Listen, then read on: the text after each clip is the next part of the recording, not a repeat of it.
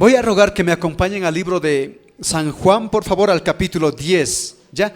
San Juan, capítulo 10. Desde el verso 7 para adelante vamos a dar lectura. San Juan, capítulo 10, del verso 7 para adelante. Dice así: los que no han traído Biblias, aquí adelante nos acompañan, y los que han traído, ahí me acompañan en sus Biblias, ¿ya? Dice así: volvió pues Jesús a decirles: de cierto os digo, yo soy la puerta de las ovejas. Todos los que antes de mí vinieron ladrones son y salteadores, pero no los oyeron las ovejas. Yo soy la puerta. El que por mí entrare será salvo, y entrará y saldrá y hallará pastos. El ladrón no viene sino para hurtar y matar y destruir. Yo he venido para que tengan vida y para que tengan en abundancia. Yo soy el buen pastor. El buen pastor su vida da por las ovejas. Mas el asalariado, y que no es el pastor, de quien no son propias las ovejas, de venir al lobo, ve venir al lobo y deja las ovejas y huye, y el lobo arrebata las ovejas y las dispersa. Así que el asalariado huye, porque es asalariado y no le importan las ovejas. Yo soy el buen pastor y conozco mis ovejas, y las mías me conocen, así como el Padre me conoce, y yo conozco al Padre y pongo mi vida por las ovejas. También tengo otras ovejas que no son de este redil. Aquellas también debo traer, y oirán mi voz, y habrá un rebaño y un pastor. Por eso me ama el Padre, porque yo pongo mi vida para volverla a tomar. Hoy día quiero compartirles acerca del buen pastor. Jesús dice: yo soy el buen pastor. Ahora, revisando un poquito acerca de pastor, en el griego la palabra es poimen, ¿ya?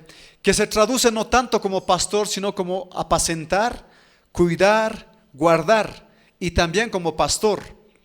Entonces, el término pastor en muchos casos no es tanto como un título, sino como una función, ¿sí? Entonces, el pastor, normalmente cuando hoy ponemos un título a alguna persona, es el pastor, creemos que es un título, ¿no es cierto? ¿A qué se dedica usted? A pastorear, ¿no? Como que lo hemos vuelto un título, pero más que un título, la Biblia lo muestra como una función. En uno de los pocos lugares que lo muestra como un título es en Efesios capítulo 4, verso 11. ¿Ya? Efesios capítulo 4, versículo 11 dice: y él mismo constituyó a unos apóstoles, a otros profetas, a otros evangelistas y a otros pastores y maestros. Aparentemente muchos utilizan esta parte como para decir el ser pastor es un título. Pero el término pastor antes de una iglesia se utilizaba literalmente para aquellas personas que estaban en el campo y tenían ovejas.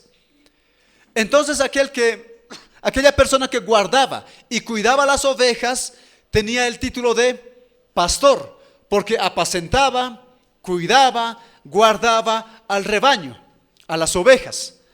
Posteriormente el término pastor se ha acuñado al aspecto cristiano para hablar de aquella persona o líder que tiene personas a su cargo, a las cuales hipotéticamente diríamos ovejas. Pero ni ustedes son ovejas literalmente, ni yo soy un pastor hablando literalmente, porque el pastor en la antigüedad, si bien tenía un rebaño, cuidaba las ovejas tenían lana, daban leche, tenían crías, tenían un rebaño. Pero literalmente aquí, por ejemplo, cada uno de ustedes tiene una casa en donde vive. No es que el pastor les lleva a un redil o a un rebaño y les está cuidando a todos ahí. La iglesia es una forma de decir que es un rebaño, donde todos nos juntamos y donde hay un líder que tiene la función de cuidar a las personas que vienen a este lugar. ¿Sí? Entonces, hasta ahí estamos entendiendo lo de pastor. Entonces cuando Jesús habla y dice yo soy el buen pastor, y da una característica del buen pastor, dice el buen pastor su vida da por las ovejas. Ahora, Jesús mismo dijo, en este rebaño hay algunos que no son mis ovejas, pero los tengo aquí. Es decir, tengo chivos también en medio de mi rebaño cuando sé que pueden dañar y traerme muchos problemas. Y la respuesta es sí. Jesús tenía y escogió a 12 discípulos que posteriormente fueron apóstoles porque fueron enviados. Eso es lo que significa apóstol, enviado. Pero entre los 12 había uno, Judas, el que lo iba a traicionar y aquel que estaba siempre con Jesús. Dice por todo lugar durante el tiempo de su ministerio, Judas lo acompañó a todo lugar. Pero llegó el momento en que éste lo traicionó y lo vendió. Pero a pesar de eso, Jesús lo tenía siempre en el grupo de los 12. Y nunca dijo, mira, tú un día me vas a traicionar y quiero que te vayas. Tú eres el traidor, tú eres aquel que un día va a hacer cosas malas y por tu culpa voy a morir. Así que antes de que por tu culpa sufra, prefiero que dejes el grupo. Jesús nunca hizo tal invitación a Judas. Mas al contrario, hasta el último día y hasta la última cena, lo hizo sentar ahí a la mesa y compartió los alimentos con Judas. Es más, nunca dijo de frente a los demás, este es el traidor, este es el que me va a traicionar, este es el que me va a negar. O sea, nunca dijo eso Jesús. Cuando le preguntaron, ¿quién es el que te va a traicionar? Jesús simplemente dijo, aquel que meta conmigo la mano para recoger el pan. Pero nunca levantó el nombre. Entonces, una de las características que Jesús está diciendo del buen pastor es que su vida da por las ovejas. Entonces, viendo acerca de los líderes que tenemos en una iglesia, o los líderes que tenemos en diferentes lugares, denominaciones, la característica para ser un buen pastor no es exactamente dar un examen y aprobar. No es exactamente el que tenga ciertas características. La Biblia da algunas características para los obispos, por ejemplo. En Timoteo capítulo 3, anhelas obispado, dice buena obra deseas. Pero es necesario que el obispo, dice, sea irreprensible. Hoy podemos tener a muchas personas que tienen el título de un pastor y ser reconocidos por alguna denominación. Pero llegado el momento no cumplen con las características que la Biblia recomienda, que la Biblia pide. Y Jesús hace la distinción entre dos tipos de pastores: el buen pastor y aquel pastor que es asalariado, aquel que simplemente hace todo por dinero. Por ejemplo, cuando yo entré al presbiterio, el presbítero recibía un 25% de los ingresos que los pastores diezmaban. El tesorero un 5%, el secretario un 5%, el vocal otro 5%. Y entonces cuando yo entré les dije, ninguno de ustedes va a recibir salario.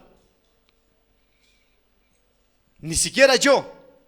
Y todos dijeron, no puede ser, ¿cómo? Y alguien dijo, yo no voy a viajar entonces. ¿Con qué dinero voy a viajar? No voy a ir a las iglesias a visitar, no voy a ir a los campos, no voy a hacer nada de eso. ¿Ya? No voy a decir quizá los nombres, pero al final me dijeron eso. El otro también dijo, yo tampoco voy a viajar, porque aparte vas a la iglesia y ni siquiera te devuelven tu pasaje. ¿Y con qué dinero voy a ir? Y la Biblia, yo les dije, la Biblia dice que lo que hagamos lo hagamos por fe, por convicción. Jesús en Mateo capítulo 10 mandó a sus discípulos de 2 en 2 y les dijo, no van a llevar comida para el camino, no van a llevar doble capa, no van a llevar alforja, no van a llevar nada para el camino. Y la pregunta es, ¿qué comemos y qué vestimos? Era una completa dependencia de Dios. Entonces, al final cuando me dijeron eso, yo no voy a ir, yo no voy a hacer esto, yo les dije, bueno, al final, ¿están aquí para recibir salario y dinero o por qué están? Porque al final me dan a entender de que ustedes están aquí por dinero. Porque si no hay dinero y no les dan dinero, ustedes no quieren ir al campo, no quieren ir a predicar, no quieren ir a visitar las iglesias, no quieren visitar a los pastores, a los hermanos. Entonces me dan a entender que ustedes están aquí por dinero. No estamos por dinero, entonces vayan. No, pero es que dinero, ¿acaso ustedes no reciben ya dinero en sus iglesias? y quieren aparte recibir aquí dinero. Yo entendería si no reciben en sus iglesias, si no tienen, pero ustedes reciben en sus iglesias. Es más, algunos tienen otra función y otros ingresos. Entonces dice la Biblia, el buen pastor su vida da por las ovejas, es decir, no le interesa el dinero, no le interesa sacar dinero a las personas, le interesa el bienestar de las ovejas. Pero el asalariado simplemente es aquel que anda sacando dinero a los hermanos a fin de beneficiarse él. Y cuando los hermanos tienen problemas, el pastor desaparece. Cuando algún hermano tiene alguna dificultad, al final el pastor no está ahí, pero para pedir dinero sí está. Yo estaba hablando con algunos pastores. Por ejemplo, a algunos les dije, ustedes dicen que el tipo de gobierno que tenemos en la denominación es un tipo de gobierno presbiteriano congregacional. Presbiteriano en el sentido de que hay pastores y líderes, obispos, ancianos. Congregacional en el sentido de que los hermanos toman decisiones. Pero díganme, ¿es verdad esto? Los hermanos nunca toman decisiones. Porque cuando hay alguna reunión, llaman a los pastores. Cuando hay que tomar decisiones, lo toman los pastores. Pero ¿en qué momento es congregacional? Cuando hay que sacarles dinero a los hermanos. Ahí sí, pedirle a los hermanos, hagan cuota, hagan kermeses, hagan ventas, hagan lo que sea. Ahí sí valen los hermanos. Para sacarles dinero somos capos. Pero a la hora de servirles e ir a sus casas, visitar las iglesias y a los hermanos, ahí no queremos, a menos que recibamos dinero. Entonces, ¿en qué tipo de pastores nos hemos convertido? En tipo de pastores asalariados, que si no tenemos dinero no queremos hacer nada. Yo tuve problemas en el presbiterio por eso. Porque decían, no, el pastor, el presbítero tiene que recibir salario, le tenemos que dar. Y todos decían, es que Iván, les estás mal acostumbrando. El próximo presbítero que venga va a querer dinero y vos no quieres, y al final se van a acostumbrar a eso. Terminó el primer turno aquí y más de 8 o 10 hermanos se fueron ahora al campo. ¿Se acuerdan hace tiempo que un hermano vino en silla de ruedas? Ni siquiera era hermano. Simplemente tuvo un accidente en la moto porque se embriagó y se metió ahí a la profundidad. Después de 2 días lo encontraron. Lo llevaron al hospital Bracamonte. Unas hermanas fueron a orar y a visitar y lo conocieron ahí. Lo conocieron al hermano. Bueno, que ahora es hermano. Le dijeron que iba a perder las extremidades inferiores y que iba a quedar paralítico. Las hermanas fueron a orar. Al final el hermano quedó bien, hoy ya está moviendo sus miembros, pero no tenía para pagar el hospital. Su esposa estaba embarazada ya de unos 6 meses más o menos, o 5 meses. Estaba embarazada, no tenía para la comida, no tenía para los medicamentos. Los hermanos sin ser de la iglesia empezaron a llevar medicamentos, empezaron a ir a orar, cada día le llevaban comida. Algunos hermanos que tienen restaurante dijeron, pastor, yo a mediodía le voy a dar cada día comida mientras esté aquí. Le pidieron fisioterapia y algún hermano que tiene ahí el consultorio dijo, pastor, tráigamelo, yo le voy a hacer fisioterapia gratis. Al final el hermano se puso bien, pero su esposa estaba a punto de dar a luz. Le estaban por botar de aquí del hospital Bracamonte porque estaba en un cuartito. Y al final el hermano dijo, me voy a ir nomás al campo porque ahí tengo familiares que nos van a cuidar, porque mi esposa va a tener el bebé a los 9 meses, no me va a poder sacar de la cama ni meter, y aparte ya está embarazada. Entonces se fueron al campo. Empezaron a llamar diciendo, hermanos, no tenemos para comer, mi esposa está embarazada, no puede trabajar en el campo, yo no puedo hacer nada y mis familiares no tienen mucho. Y los hermanos de aquí empezaron a llevarles comida, empezaron a llevarles pañales, empezaron a llevar muchas cosas para los hermanos. Hoy un grupo de 8 o 10 fueron otra vez al campo para preguntarse por el hermano. Díganme, ¿qué ganan estos hermanos yendo al campo, visitando a alguien que no es aparentemente nuestro familiar y que ningún beneficio aparentemente vamos a recibir? ¿Ustedes creen que los hermanos que están yendo ahí al campo, que es de aquí a 3 horas más o menos, están recibiendo algún salario? ¿Ustedes creen que alguien les está pagando para ir allá? La Biblia dice que cuando hacemos algo lo hacemos por amor. Y cuando conocemos a Cristo, dice, nuestro amor tiene que ser un amor ágape, un amor incondicional, que lo haga todo a cambio de nada. Voy a hacer algo, pero no voy a esperar recibir nada. Pero nos hemos desviado tanto de la raíz de nuestro evangelio. Nos hemos desviado tanto de lo que Jesús nos ha enseñado, que hoy por hacer campamentos cobramos montos de dinero, 250, 300, 400, 500. Está bien, quizás siempre va a ser de bendición y las enseñanzas van a ser buenas. Pero ¿ustedes creen que Jesús cobró un solo centavo por enseñar y por predicar? Yo les dije, estoy escribiendo un libro, comprando y vendiendo la unción del Espíritu Santo, así titula. Cuando Jesús estaba en el Sermón del Monte, más de 4,000 personas ese día no habían comido.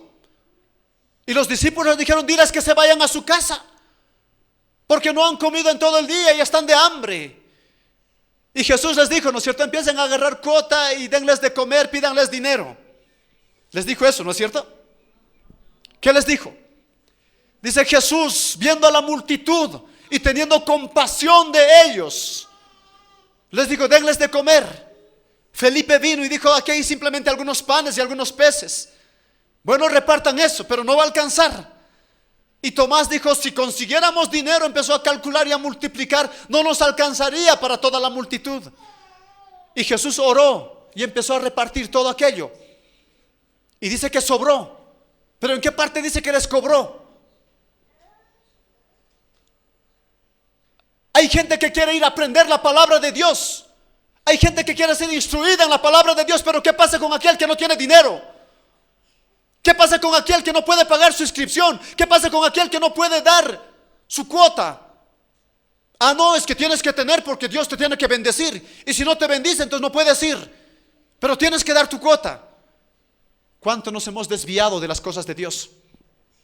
¿Cuánto nos hemos alejado de nuestra raíz y de lo que el maestro un día nos ha enseñado? El otro día mi mamá me hacía escuchar audios. Algunas hermanas viajaron de aquí para Sucre, para un campamento de mujeres. La inscripción creo que era 250, fuera de los pasajes, era la estadía y la comida. Mi mamá me hizo escuchar el audio y me dijo, hijo, estoy enojada, no quiero ir al campamento o al retiro de mujeres. Le dije, ¿por qué? Escuché este audio y era una de la directiva nacional. Una pastora de aquí le había preguntado, hermanita, queremos ir, algunas hermanas quieren ir allá. Algunas hermanas tienen familiares en Sucre, no van a dormir en el lugar donde están haciendo el evento, van a ir a las enseñanzas. ¿Podrían pagar un poco menos de la inscripción de los 250? Porque no van a dormir en el lugar, no van a utilizar la cama, no van a utilizar nada, van a dormir en la casa de algún familiar. ¿Y qué pasó? La líder nacional le dijo, hermanita, es que sí o sí tiene la persona que venga y se inscriba, aunque no duerma aquí, tiene que pagar lo mismo. Yo sé que Dios les va a bendecir, yo sé que Dios les va a proveer, yo sé que Dios les va a dar, porque somos hijos de Dios, y a los hijos de Dios de alguna forma Dios nos bendice. Fuera de que nos bendiga, pregunto, ¿tendría que pagar por un lugar donde no estoy durmiendo o pernoctando? ¿Tendría que pagar por un lugar donde no voy a utilizar? Así nos hemos desviado de los principios de Dios. Así nos hemos alejado de las verdaderas enseñanzas que un día el maestro nos ha enseñado. Dice, el buen pastor su vida da por las ovejas. Es decir, aquí cuántas veces con los hermanos, hermanito, ¿vas a ir? No. Joven, ¿vos vas a ir? No. ¿Por qué no vas a ir? No, es que vos no tienes dinero, por eso no quieres ir. Sí, pastor, no importa. Si no tienes dinero, anda. Si no tienes para pagar, igual anda. Si no tienes esto, igual anda. Intentamos ver la forma de cómo ayudar a la gente aunque no tenga, y llevarles a pesar de que no tienen dinero para alguna cosa. Si no tienen para el pasaje, ¿cuántos han querido ir de misiones, por ejemplo, y hemos alquilado un civilián y dijeron van a pagar simplemente sus pasajes? Y alguno me dijo, pastor, yo quiero ir pero no tengo el dinero para el pasaje. Y le dijimos, no importa, igual anda a predicar. ¿Quieres ir a predicar? Anda. Pero el dinero no importa, el dinero, pero anda. Y ustedes saben, a menos que alguno diga aquí, pastor, usted es mentiroso y está hablando cosas que no son. Pero nos manejamos así y siempre lo hemos hecho así. Ahora está viniendo el Congreso y no estamos cobrando un solo centavo. Por el aniversario de la iglesia están llegando pastores. Los temas que van a dar son muy buenos. Los pastores que van a enseñar son espectaculares. Pero en algún momento hemos dicho que la inscripción cuesta tanto. Dice el buen pastor su vida da por las ovejas. Hay una oveja, algún hermano que tiene necesidad. Estamos corriendo para ayudar. A veces me dicen, pastor, tal persona no tiene calzaditos. Hermana, ahí busque, ¿qué talla es? Pastor, tal persona no tiene comida. Lleven, ahí hay fideos, repartirle esto, repartirle lo otro. Preferimos quizá quedarnos sin mucho, pero con tal de ayudar y bendecir a la gente que necesita. Porque es nuestra obligación, es la obligación de un pastor. Es el deber que tiene aquel que ha sido llamado por Dios. Los ancianos han sido llamados. Y vamos a revisar algunos versos. Pónmelo, Juan capítulo 21, verso 16.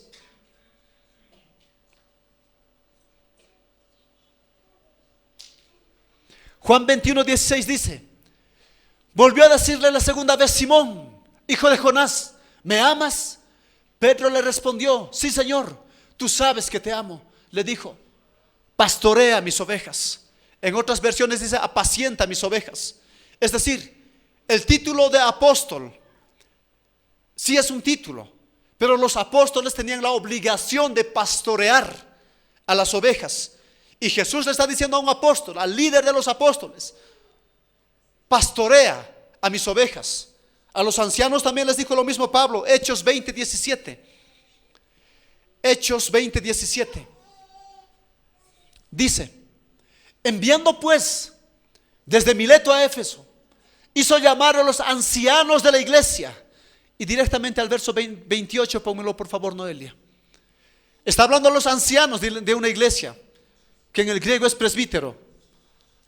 Por tanto, mirad por vosotros y por todo el rebaño en el que el Espíritu Santo os ha puesto por obispos, para apacentar la iglesia del Señor, la cual Él ganó por su propia sangre. Está diciendo a los obispos: pastoreen, apacienten a las ovejas, guarden y cuídenlas. No está diciendo sáquenles la lana, sáquenles la leche, sáquenles el queso, sáquenles a las crías, sáquenles la carne.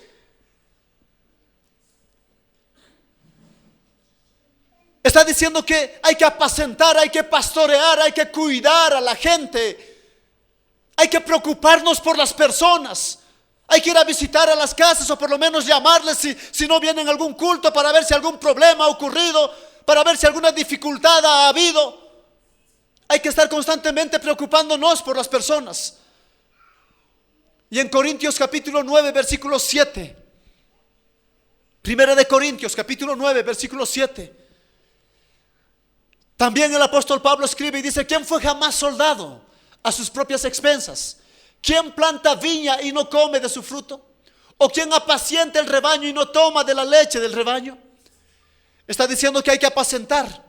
Ahora, una cosa es verdad, y lo dice Proverbios: la obligación del pastor primero es pastorear, apacentar, guardar y cuidar al rebaño. ¿Acaso cuando una persona no cuida bien al rebaño, automáticamente la oveja no le daría leche, carne, lana y todo lo demás? Pero si la oveja está flaca, si la oveja tiene la pierna rota, si la oveja está descuidada, ¿ustedes creen que va a dar algo? En la antigüedad yo he escuchado a muchos pastores: hermana, aunque no tengas, tienes que diezmar, tienes que traer tu diezmo. ¿Cómo Dios te va a bendecir si no diezmas? Aunque no tengas, tienes que diezmar. Pero pastor, no tengo ni para el pan. Igual tienes que diezmar, hermana, tienes que traer tu diezmo. En el Antiguo Testamento los pobres no daban su diezmo. Es más, los que tenían dinero sacaban un monto para dar a los pobres, a las viudas y a los extranjeros. En la antigüedad el diezmo no era un 10%. Se sacaba primero un 2%, que era el terumá, que significa lo mejor de lo mejor, o significa la ofrenda elevada, lo más alto, lo mejor de todo lo que tienes, se daba a los sacerdotes. Después de eso se sacaba un 10%, el diezmo que nosotros conocemos. Pero fuera de esto se sacaba otro 10%. Y este 10% se ayudaba y se repartía entre las viudas, huérfanos y extranjeros, entre los pobres también. Los pobres no diezmaban, recibían diezmo, recibían del dinero del diezmo.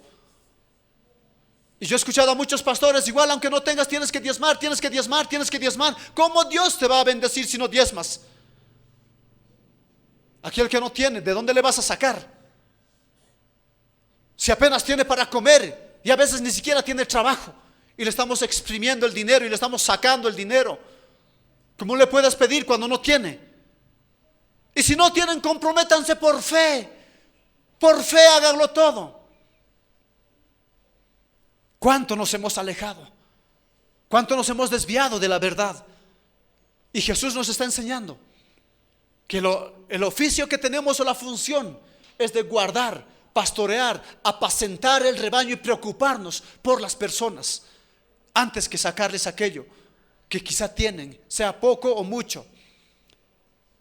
Y Jesús mismo nos mostró el camino.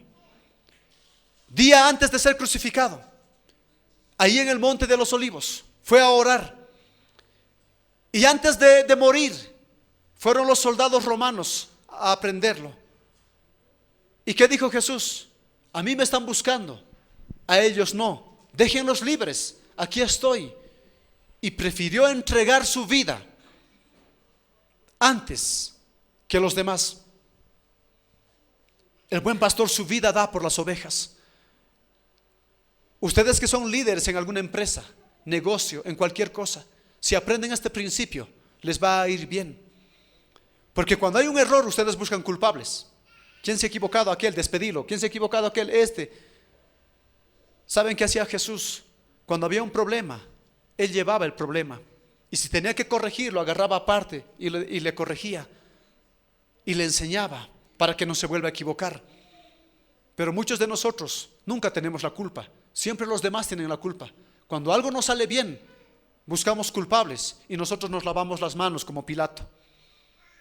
Nunca decimos también es mi error, porque no le he enseñado, porque no le he corregido, porque no le he guiado, porque no le he orientado, porque no le he dado cursos, no sé.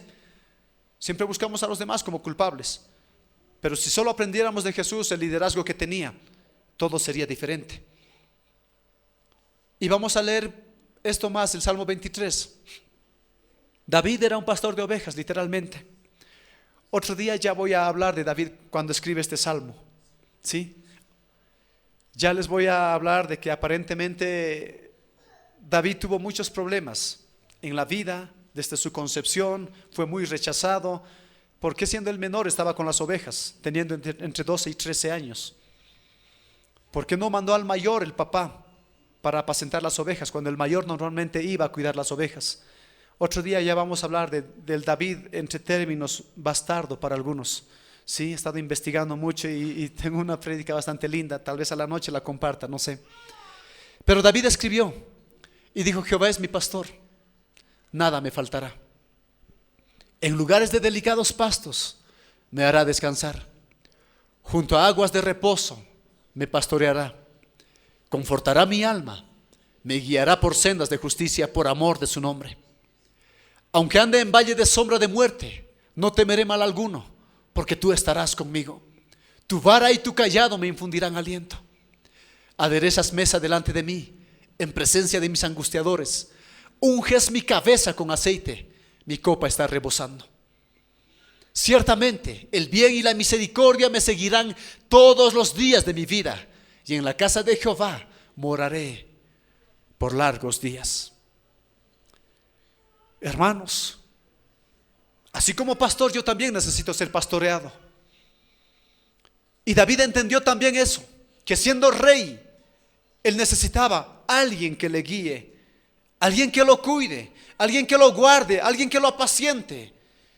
Ese alguien es Dios.